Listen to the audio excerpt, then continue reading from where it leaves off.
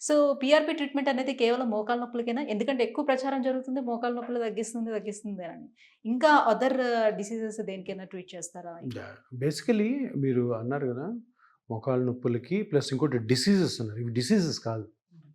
First of all మనం తెలుసుకోవాల్సింది joint pains, spine pain అంటే ఒక విధంగా డిసీజ్ అంటారు కదా! యాక్చువల్‌గా జబ్బు కాదు ఇది. ఇవంతా ఏంటి? వేర్ అండ్ టేర్ తోటి అంటే మనం డైలీ యాక్టివిటీస్ ఉంటాయి కదా! ఆ యాక్టివిటీస్‌లో మన బాడీలో పార్ట్స్ ప్రతివి అరుగుతానే ఉంటాయి. పుట్టినప్పటి నుంచి 30 ఇయర్స్ తర్వాత ఎక్కువ అరుగుతాయి.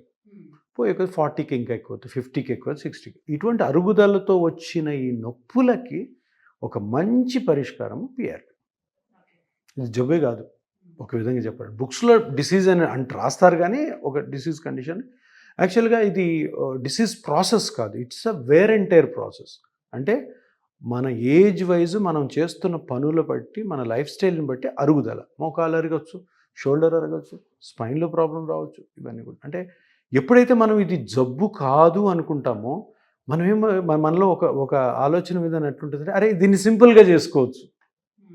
పెద్ద జబ్బు, క్యాన్సర్ జబ్బు, హార్ట్ ప్రాబ్లమ్ వచ్చింది, పెద్ద ఆపరేషన్‌కి వెళ్ళాలనుకుంటాం. అదేవిధంగా నువ్వు జబ్బే కాదనుకున్నప్పుడు, అవును జబ్బు కాదన్నప్పుడు ఎందుకు పెద్ద పెద్ద ట్రీట్మెంట్‌లకి ఎందుకు పోవాలి? సింపుల్‌గా చేసుకోవచ్చు కదా!